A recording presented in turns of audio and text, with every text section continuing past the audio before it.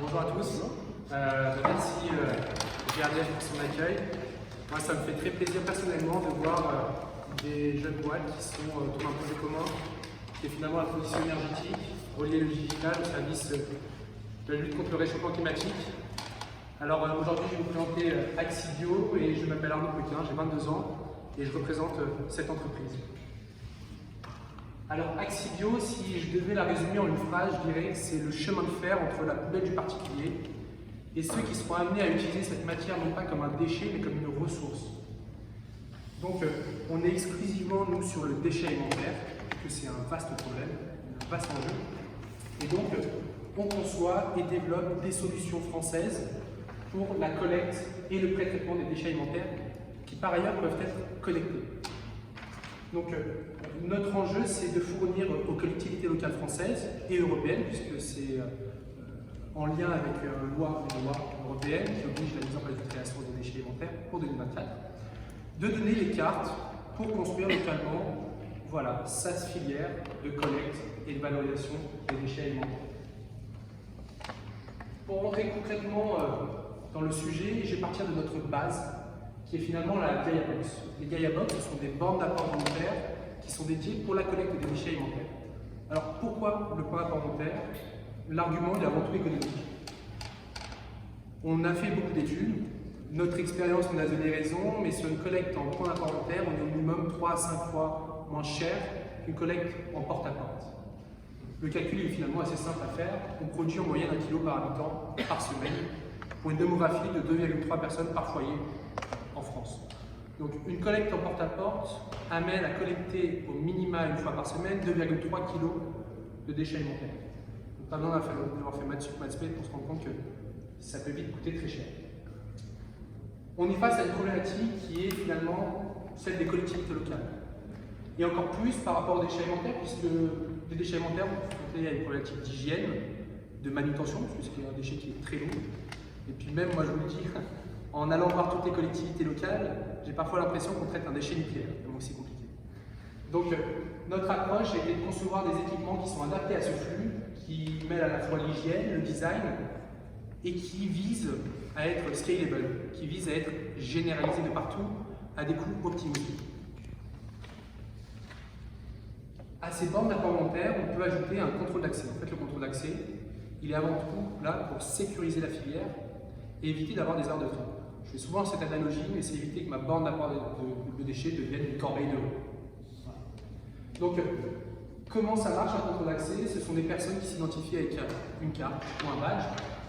On enregistre leur utilisation et on restitue des données sur des portails web. Et la particularité, c'est qu'on a développé une technologie en interne qui nous permet de relier un poids à un usager. Et un poids réel, puisqu'on a intégré une balance embarquée qui est reliée au contrôle d'accès. Ce qui fait qu'une collectivité locale, aujourd'hui, elle a sur un portail web l'ensemble des informations que vous voyez sur le slide. Donc une cartographie des importations de Gaia-Box, avec un système de sémaphore, c'est-à-dire que rouge, orange, vert, suivant le niveau de remplissage qui a été préétabli avec la collectivité locale. Il y a tout l'ensemble des données quantitatives, donc toute la partie tonnage, équivalence énergétique, l'historique des collectes, la page des synthèses et les comptabilités environnementales.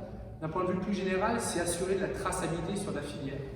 L'enjeu premier des déchets, pas que déchets alimentaires, c'est finalement de briser cette vitre opaque entre le producteur de déchets, le citoyen, et les unités de valorisation. On restitue un ensemble d'informations qui aujourd'hui sont disponibles uniquement sur un portail web qui est propre aux citoyens et disponible sur ordinateur.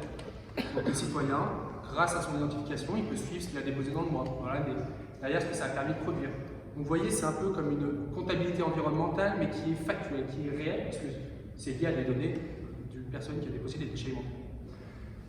Notre enjeu aujourd'hui, c'est de développer une application smartphone qui aura deux objectifs.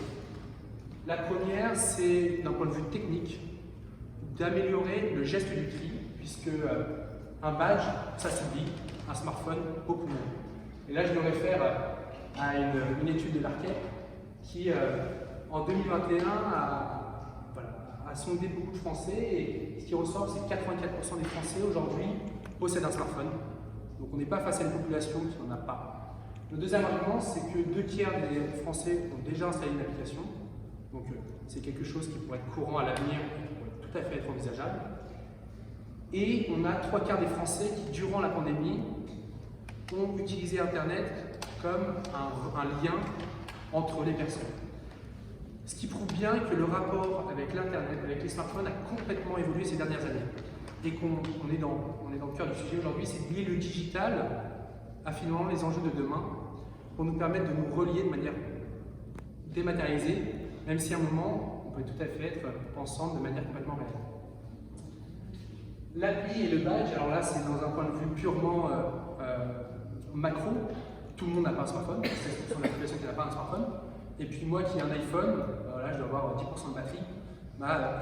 Demain, si je ne peux pas utiliser la borne parce que mon téléphone n'a plus de batterie, ce serait complètement discriminant.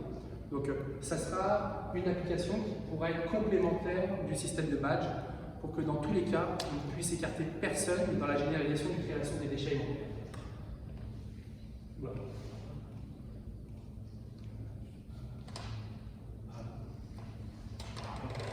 Excuse-moi. Le deuxième enjeu, il est d'un point de vue usager. L'objectif, c'est de ne plus retrouver des déchets alimentaires dans les poubelles OMR, donc d'avoir de l'efficacité là-dedans. Il faut rendre le geste le plus simple possible pour l'usager, et donc pour ça, améliorer au maximum son utilisation, qu'elle soit la plus facile, la plus user-friendly, et donc, hop, la personne aura le même accès, aura l'accès aux informations sur un smartphone, les mêmes informations que l'on retrouve sur le portail web, mais de manière plus ergonomique, de manière beaucoup plus intuitive, et qu'on soit le plus proche de l'usage du quotidien et de la vie du citoyen en général au geste du tri. Donc derrière, c'est un exemple tout bête, mais de consulter ses consignes de tri quand on fait la cuisine. De sortir son ordinateur portable et consulter le portail web, c'est beaucoup plus long que finalement, en 3 touches, avoir la consigne de tri pour savoir si le déchet que j'ai dans les mains doit partir dans la poubelle de déchets alimentaires ou pas.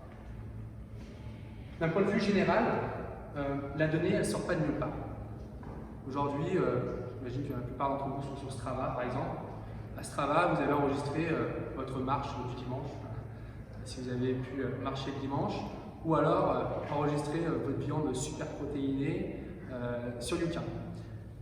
Il y a toujours de toute façon un moment, une donnée qui est et qui doit être prise par quelque chose de physique. Et nous, c'est notre grand avantage, c'est qu'on a un arbre, on a des bornes alimentaires qui sont physiques, on a des déchets alimentaires qui sont physiques, on a une filière de valorisation qui est physique, des unités de matérialisation qui peuvent être à 20 km de chez moi, à 10 km de chez moi. Et notre but avec cette application, c'est de relier le milieu urbain du milieu rural et finalement de relier le citoyen à l'unité de méthanisation du coin. Je vous remercie pour votre écoute.